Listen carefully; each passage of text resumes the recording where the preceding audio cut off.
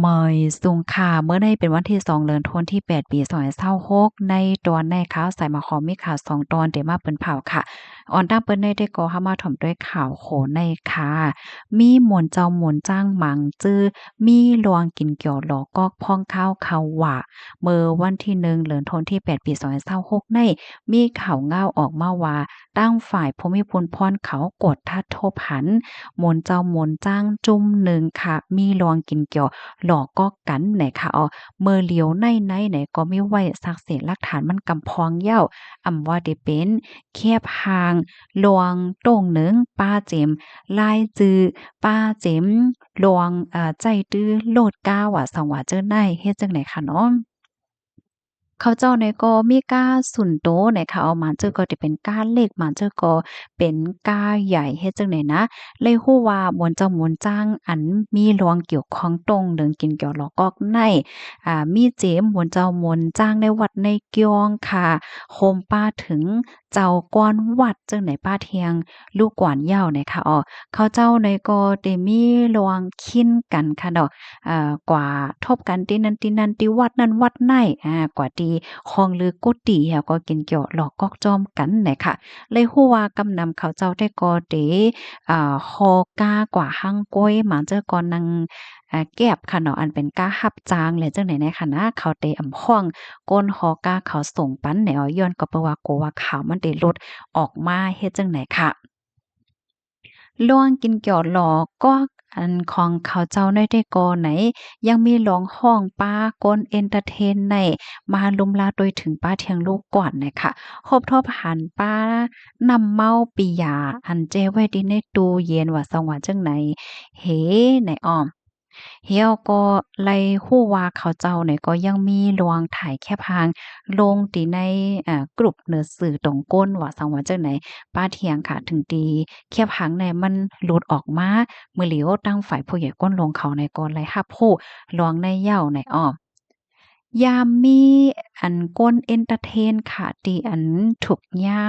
ห้องมาลุมลาโดยถึง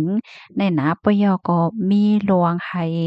ก้นเอนเทอร์เทนเนี่ยค่ะโดยถึงปันถึงขั้นที่ถึงขั้นแห้งจังเนี่ยอันในมันก็ได้มีหลายจั่นค่ะเนาะล่มลาโยโย่ค่ะล่มลาคึกดอนค่ะล่มลาจังนั้นจังไหนค่ะเนี่ยมันก็ได้มีค่ะเนาะถึงที่ก้นเอนเทอร์เทน ก่อนนั้นเนี่ยเขาก็ไม่อกไม่ใจค่ะเนาะว่าจ่องได้ติดจับเจอแมงหาในเฮ็ดจั่งใดเหก็มีลองหลอกเงิดป้าสอนเจ้าหนังว่าติดจับเจอแมงย้อนก็เปิ้นว่าสังฆาเจ้าจมในได้ออกมาลาดมาตุกย้อนยาวไหนก้อยก็ว่าเผอว่ากว่ากดทัดเนี่ยก็ฮบทบหันเจอแมงเฮ็ดจั่งใดเหแลก็ตักสิตักสิงสังกว่าเฮ็ดไหนอ้อ ค่ะจึงหือก็ยาวค่ะมื้อเหลียวได้ก่อตั้งฝ่ายผู้ใหญ่ก้นหลงดีเจดอนเกียงใหม่ค่ะเนาะมีไว้ลายจื่อของหมวนเจ้าหมวนจ้างจุ้มในยาวค่ะก็เลยคู่ว่ามีเจียมเอาเจ้าจ้างดอกบ่ถึงเจ้าก้อนวัดไหนอ้อมีวัด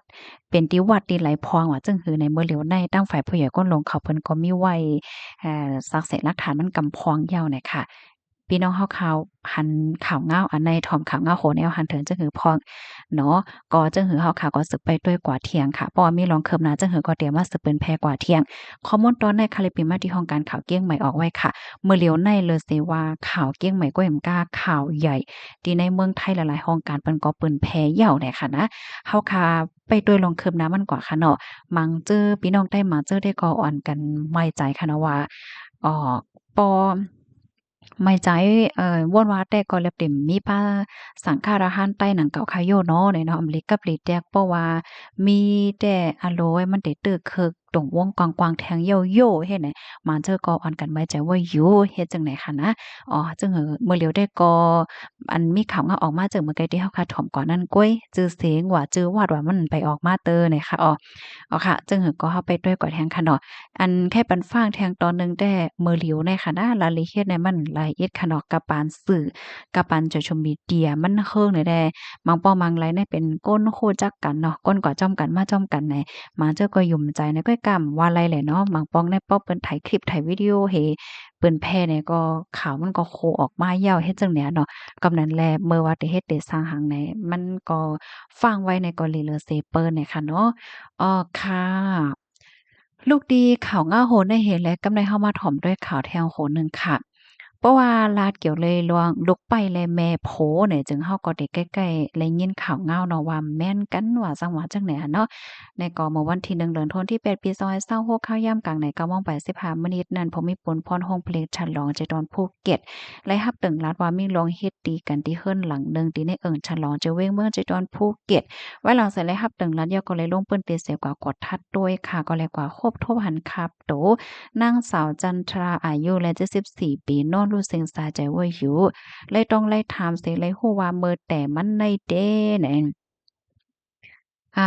แม่เฒ่าและแม่เฒ่าเนาะก็เป็นแม่ของโผค่ะอยู่ที่ในเฮิรนนั้นจ้อมกันดั้งนางสาวสิริวัลย์อายุแล36ปีเป็นลูกไป้ค่ะกับนายข่าว2ก้อนเนี่ยก็มีร้องเถียงพิษมั่วกันหนังฮาวแฮงแฮวก็เป็นลูกไป้ก็จะลำแฮงหนาลายยาวคาใจเอียนใจแฮงต่อแม่นั่นขนาดเนาะถึงที่ป้อล้มลงค่ะกำาใดก็ซ้ำก็เอาผ้าได้มาเฮ็ดแทงจ้อมโตจ้อมคิงจ้อมนาว่าจั่งใดอะเนาะจ้อมนาจ้อมหังเฮ็ดจั่งใดนะถึงที่เฮ็ดให้ตึกเคิกแฮงถึงที่ป้ออย่างได้นั้นน่ะเนาะเมื่อพ้องที่มันเป็นนั่นค่ะก็มีก้นหวานโฮบทบหันเปิงเป็นมันแหวก็คิมแหน่ตึงลัดพอมีปนพ่อนเขาเข้ามากดทัดด้วยเพราะว่าพอมีปนพ่อนเขามาถึงก็ลุกไปในปลายกว่า อืมปลายกว่าอยู่ในคลองน้ำให้แหน่เนาะกำในภูมิพลพ่นเขาก็กว่าเอาโตไล่ค่ะเสียก็ตั้งฝ่ายภูมิพลพ่นเขาก็ออกมาต้องมาถามเฮ็ดจังไหนคะอ้อตั้งยก็ตั้งฝ่ายภูมิพลพ่นเขาในเดกดทัดลองตั้งไล่โหยอย่ามันเถียงสืบกว่าได้คับเคิงกว่าจำหนักปักเปิงหมายมีวันเมืองมีเนี่ยค่ะข้อมูลตอนในคาลิปมาที่ห้องการข่าวสดต่างไว้เนี่ยค่ะ ก็ค่ะเนาะเนี่ยก็ข่าวเงาวงกลางลุกไปแลแม่โผเนี่ยค่ะอ้อพี่น้องค่ะหันถึงจั่งหือพองเกี่ยวกับเลยร้องได้เปิ้นว่าลุกไปเลยแม่โผได้ป้อแม่นกันได้ใกล้ๆเลยยินค่ะเนาะก้อยกะว่าหมังตีหมังตั้งหมังเฮิรนแต่ก็แม่นกันนั่นก็ซัมมีเฮ็ดจังไหนค่ะนะอ๋อค่ะยินจมูกก็ค่ะอ้อเหมยสงค่ะ